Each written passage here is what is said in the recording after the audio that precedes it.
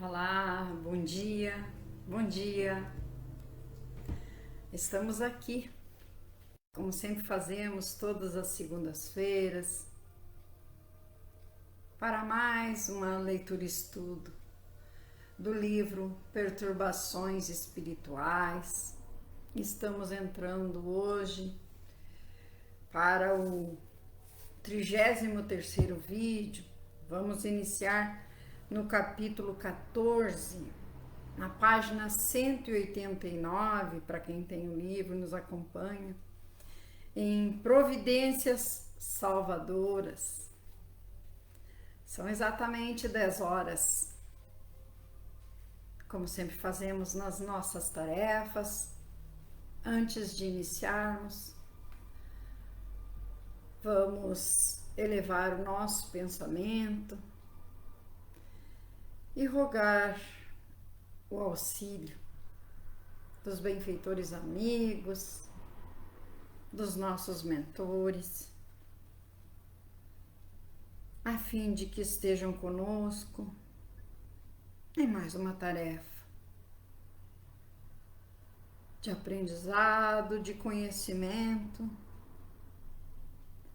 do que acontece na parte oculta das nossas casas, conosco, que ainda somos tão frágeis, tão falhos na nossa caminhada, muitas vezes nos deixando levar por sentimentos mesquinhos, pequenos, mas queremos aprender, Mestre Jesus, e aprender contigo, que é todo amor, todo compreensão, toda bondade. Por isso te pedimos, te rogamos, Mestre, nesse momento, que esteja conosco, através desses benfeitores amigos, que são os nossos mentores, nossos anjos guardiões, nos intuindo, nos ajudando a assimilar a leitura de hoje, a compreender melhor e a colocar em prática os teus ensinamentos de amor. Por tudo, te agradecemos e convidamos que fique conosco em mais essa leitura e estudo do livro Perturbações Espirituais. Que assim seja. Vamos iniciar, então. Como sabemos, eles estavam naquela instituição de um porte grande, onde estavam sendo atacados, e que os fundadores da casa, no plano espiritual, pediram auxílio, e que lá tinha, como em todo lugar, os bons servidores do Mestre Jesus, os bons instrumentos, e aqueles que estavam interessados apenas na parte material, que estavam lá trabalhando, mas não em prol do próximo, como falamos, sem nenhum interesse pessoal. Já tinha a visão do lucro. Então, hoje entramos no capítulo 14, Providências Salvadoras, e diz assim: toda vez quando em plena luta recebe-se suprimento de energias e orientações saudáveis, faz-se mister manter a mente nos propósitos superiores, evitando as reflexões doentias que restabelecem o clima de morbidez anterior e atraem os comparsas do mal que se rejubilam com a situação. Não foi isso exatamente o que aconteceu. Passados aqueles momentos de quase euforia e pacificação, um dos companheiros mais atormentados voltou aos pensamentos anteriores, considerando que, embora as boas resoluções, essas não bastavam para o reequilíbrio da instituição. Lembramos que eles fizeram uma reunião e foi apaziguado tudo, uns tentando compreender os outros. Enfim, teve sucesso a reunião. Encerrou no bem. Mas, como vimos aqui, já um irmão voltou aos pensamentos anteriores. Era necessária uma atitude radical, a exoneração dos atuais diretores e nova eleição, tendo-o à frente dos destinos da casa, sem dar-se conta do desequilíbrio de que se fazia portador. Imagina, ele desequilibrado, com pensamentos perturbados e querendo ser o presidente da casa. É certo que os demais diretores não haviam agido com a segurança e correção exigíveis, mas ele também fazia parte do conselho administrativo. E todos os erros que apontava nos outros haviam recebido a sua anuência, sendo, em consequência, também responsável. Então, precisamos ter cuidado com aquilo que concordamos. Se achamos que não está correto, encontrar uma forma, muitas vezes orar e pedir o aconselhamento do plano espiritual superior, que nos socorra nesse momento, que possamos usar as palavras certas. Nesses momentos, a cegueira imposta pelo egoísmo leva as suas vítimas ao desvario e torna-as perigosas.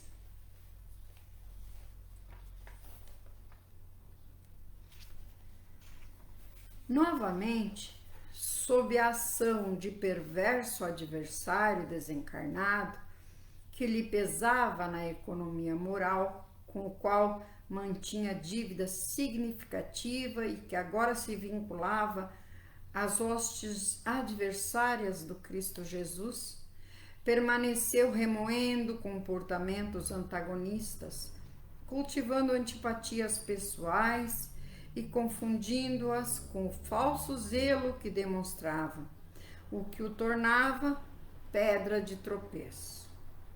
Hábil na maledicência, sabia confundir as pessoas honestas que o escutavam, com facilidade atraía os seus ouvintes menos vigilantes e, espalhando boatos desairosos sobre um e outro e insinuações perniciosas, apontava condutas que afirmava não serem compatíveis com os estatutos do centro espírita nem com a doutrina consoladora.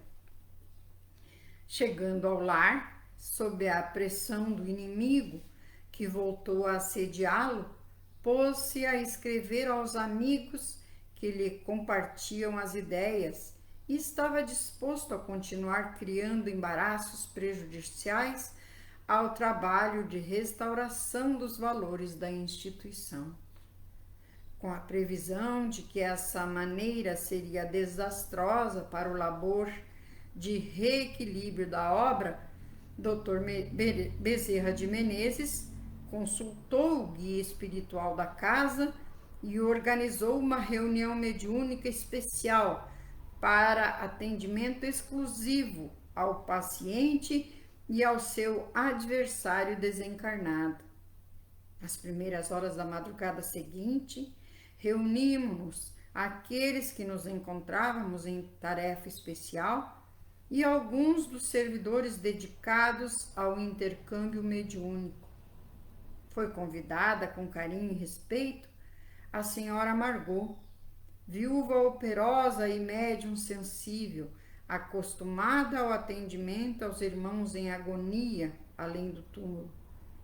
O presidente da sociedade e mais diversos membros do conselho foram trazidos em desdobramento pelo sono fisiológico para a sala onde se realizavam as reuniões habituais e sob a caridosa supervisão do médico dos pobres e a cooperação dos abnegados companheiros, teve início a atividade socorrista.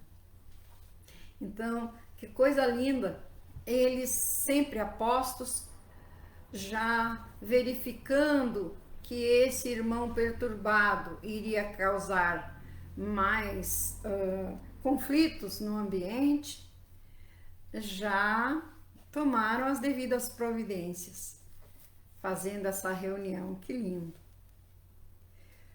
Ao proferir comovedora oração a Jesus, o benfeitor suplicou suas bênçãos para o mistério que seria realizado e, ato contínuo, aproximou-se do aturdido paciente que se fazia acompanhar do obsessor, deslocou-o da sua aura e o conduziu ao campo mediúnico de Dona Margot.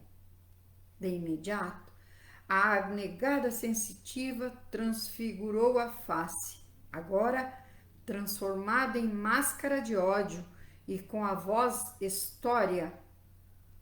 estentória começou a deblaterar. Começou furioso a falar. Percebia-se a ira do comunicante, que fora tomado de surpresa, já que lhe não passava pela mente ocorrência desse jaez, desse porte, né? Não esperava. Depois de proferir palavras chulas, voltou-se diretamente para o benfeitor e desafiou-o com atrevimento. Vocês, os discípulos do Cordeiro, são paradoxais. Predicam a compaixão e a ternura, a comiseração e a caridade. No entanto, agem de maneira ilícita e violenta. Onde esse irmão viu a violência aqui? Onde ele viu a ilegalidade de conformidade com as leis divinas? Mas esse irmãozinho, como se atrevem a envolver-me nos seus laços vibratórios sem a minha anuência e trazem-me obrigatoriamente a este conciliábulo para destruir-me? Desejam repetir as façanhas ultrizes das fogueiras da Inquisição? Ou que tem em mente fazer? Estava furioso ele com os benfeitores, estava recebendo um carinho, um atendimento especial, mas na sua cegueira não conseguia visualizar isso. E não estamos, nenhum de nós, livres de sermos atacados dessa forma, de ficarmos cegos assim. Não, sereno e com inflexão de bondade na voz, o mentor asseverou: não lhe impusemos nossa vontade, trazendo-o a essa reunião contra o seu desejo. A nossa preocupação é atender o companheiro que lhe padece a injunção penosa, e para esse mistério tivemos que o receber. Como o amigo se lhe encontra profundamente vinculado, foi arrastado até aqui e, tentando assenhoreá-lo, preferimos dialogar ao invés de apenas o ouvir. E se eu não estiver disposto a esse diálogo, porque tenho sobejas razões para assim proceder? Não serão palavras vazias e tentativas piegas de generosidade que irão alterar o nosso convívio multissecular. Olha aí, multissecular, quantos séculos estavam já vinculados, os dois, o encarnado e o desencarnado. E todos nós sabemos que temos esses inimigos. Depende de nós mudarmos a nossa conduta, as nossas atitudes, a fim de não nos afinizarmos com eles. Porque quando estamos em tarefas do bem, não nos afinizamos e eles não gostam de ficar com pessoas do bem. Às vezes até se tornam nossos amigos também, praticando o bem. E isso é muito bom. Aí se tornam nossos amigos.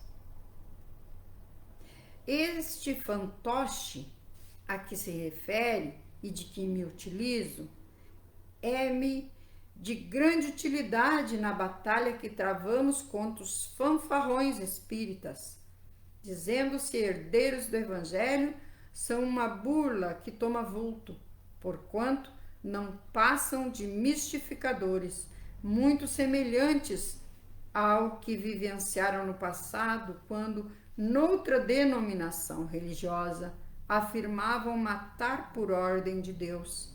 Certamente que agora já não se mata o corpo, mas se fere profundamente a alma através das bem urdidas calúnias, dos campeonatos da vaidade, das disputas pelas glórias terrestres que mascaram de falsa humildade. Veja-se, por exemplo, a derrocada em que tombam esses divulgadores da honra que não a têm, semeadores da fraternidade que se entredevoram, obreiros da caridade que não respeitam o lar nem a família, sempre lutando pelas migalhas do prazer e as mesquinhezes do poder. Quem dá todos esses argumentos a esses irmãozinhos? Nós. Quem tem o conteúdo que os mantém vinculados a nós? Nós. Infelizmente, nós. Nós os mantemos presos conosco, pelas nossas afinidades, pelos nossos conteúdos. Compreendemos as suas afirmações e lamentamos a realidade de algumas delas. No entanto, é necessário convir que, se não fossem também as injunções obsessivas que padecem esses nossos irmãos doentes, a paisagem seria bem diversa.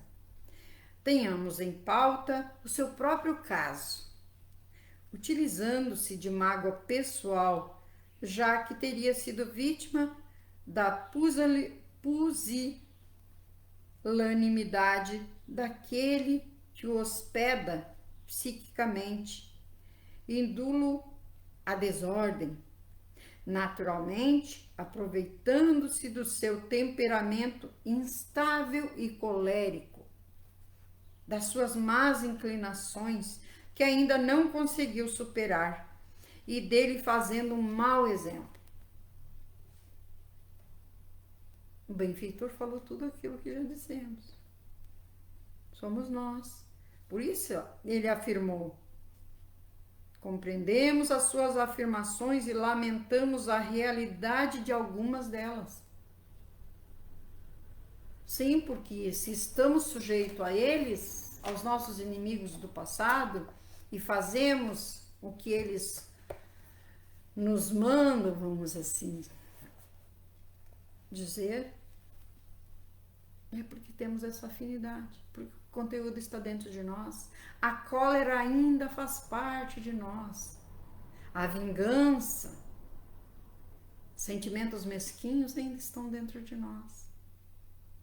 Senão não faríamos o que eles nos pedem, o que eles nos ordenam muitas vezes, porque a obsessão. Todos temos os pés fincados em pântanos putrefatos, que remanescem de distantes períodos, quando os impulsos dos instintos básicos eram mais fortes do que os sentimentos elevados de amor e de fraternidade, quando a ignorância das leis da vida dominava as mentes e as emoções, dando ideia de que o túmulo finalizaria a existência e o ser, com dificuldades de agora ascendermos ao planalto da fé luminosa que nos arranca das sombras dominantes. O caro irmão e amigo, ora no mundo causal, bem sabe que ninguém consegue a glória celeste após a morte ou a harmonia antes dela, tendo débitos de consciência em relação à vida.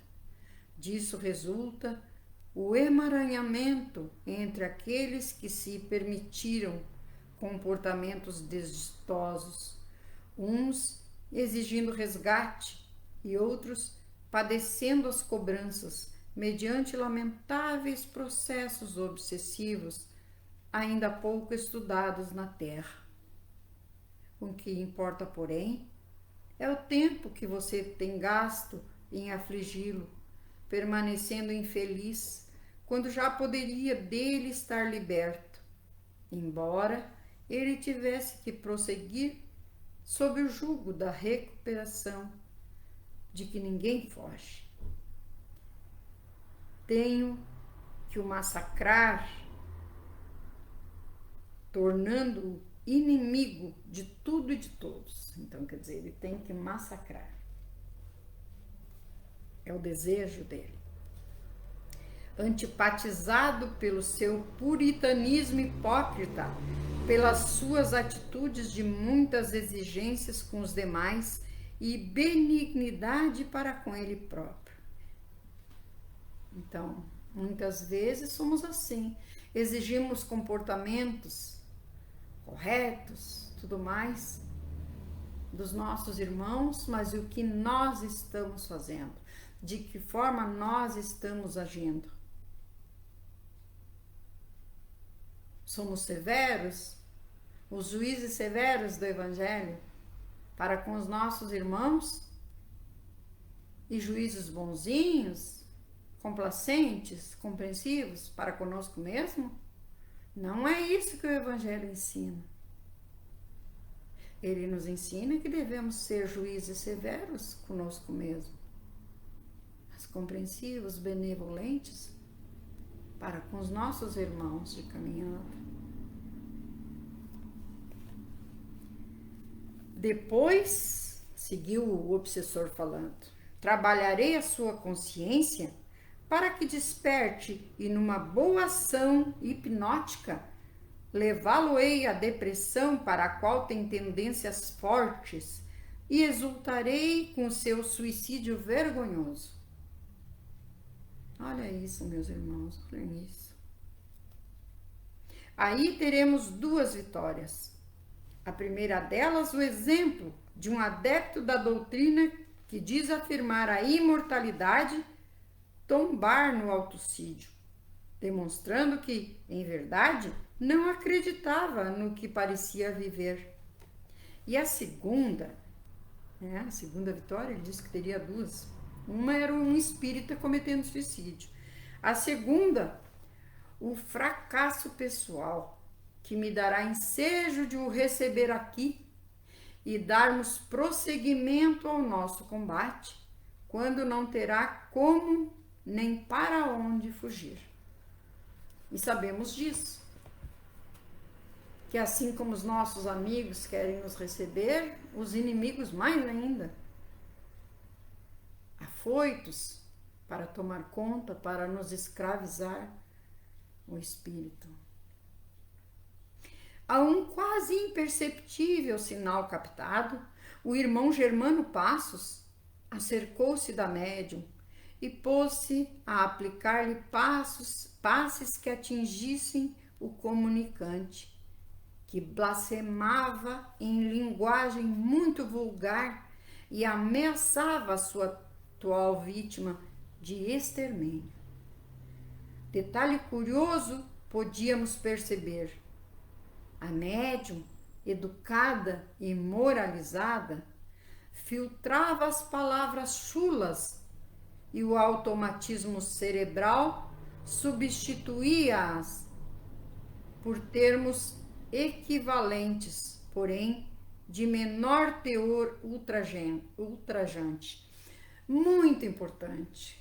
Ainda temos irmãos que têm mediunidade, que trabalham nas reuniões mediúnicas e não se esclarecem. Acham que a mediunidade é tudo. A mediunidade, sem o estudo, sem o esclarecimento, ela não produz um bom fruto.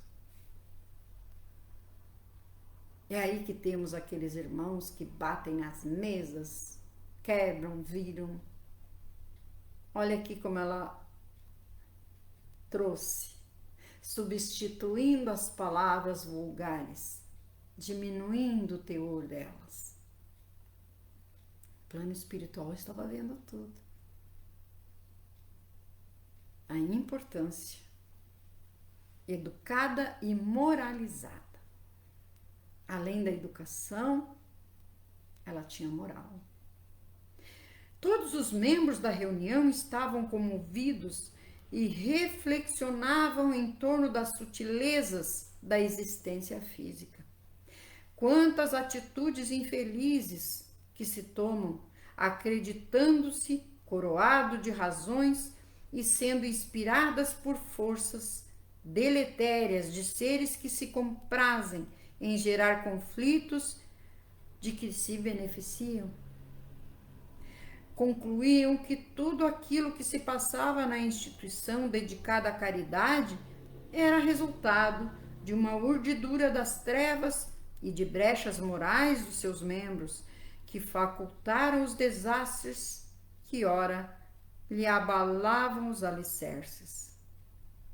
Sentindo-se asfixiado pelos fluidos benéficos que captava através da médium, exprobou: qualquer tentativa de afastar-me do miserando inimigo será inútil. Hei de utilizá-lo durante a campanha de destruição desse reduto de pusilânimes que vivem às custas da caridade alheia, assumindo posições de mando como os antigos cardeais da velha Igreja Romana. Afinal, não vejo qualquer mudança entre o cristianismo atual e aquele que tanto censuram, o da Igreja de Roma. Mudaram as formas e conservaram os mecanismos de dominação estúpida das massas ignorantes. Cada membro do conselho é um pseudo-sábio, arrogante e destemperado. Basta-lhe uma negativa e logo se espezinha, sentindo-se ofendido e exigindo tratamento de destaque. Onde está a verdadeira fraternidade, o amor aos pobres e mal-cheirosos que enxameiam em toda parte? Esta, como outras muitas, são obras de exterior para chamar a atenção, para a propaganda, sem o espírito verdadeiro do amor e da caridade.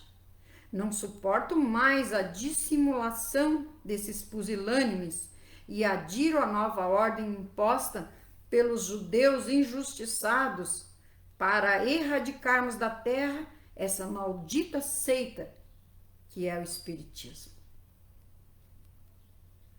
Sem dúvida, o meu irmão sofisma com muita habilidade. Há, indubitavelmente, muita obra de fachada, como vulgarmente se diz. No entanto, o número de realizações com o selo da mansidão do Cristo e os braços gentis da caridade inspirada pela fé racional é incontável. Não podem as boas árvores ser responsabilizadas por aquelas de má qualidade, nem o trigo saudável pelo escarracho que medra junto às suas raízes, ameaçando-as.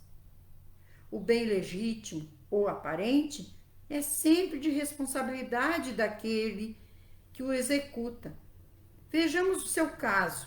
O irmão é lúcido e raciocina bem. No entanto, opta pelo caminho escuso do crime, tentando vingança na condição de justiceiro, como se o universo necessitasse da sua intervenção para manter o equilíbrio.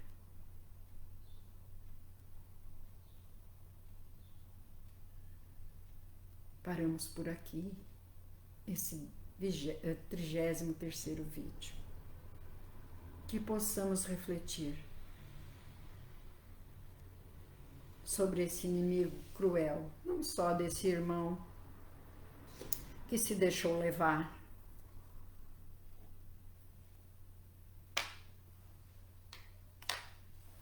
mas também inimigo de todos nós que zelamos pela doutrina espírita, que queremos seguir os passos do Mestre, que possamos a cada dia sermos um pouquinho melhores do que fomos no dia anterior. Que possamos aparar as nossas arestas enquanto estamos aqui, para quando lá chegarmos no plano espiritual, tenhamos mais amigos do que inimigos a nos esperar. Elevamos nesse momento, mais uma vez, o nosso pensamento, o nosso coração ao Mestre Jesus, pedindo as bênçãos e a proteção para a nossa caminhada terrena.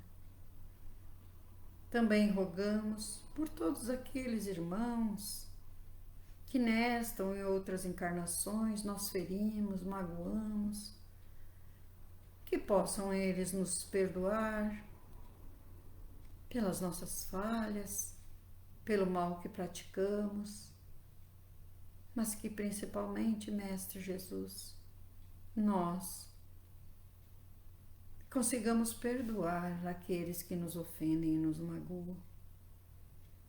Com o teu amparo, agradecemos pela companhia em mais esta tarefa. Te convidamos a nos guiar em mais uma semana de estudos, de trabalhos. Muito obrigada, Mestre Jesus. Obrigado aos nossos mentores e aos irmãos que nos acompanham na caminhada. Que assim seja. Um beijo no coração. Até o próximo estudo, se Jesus permitir.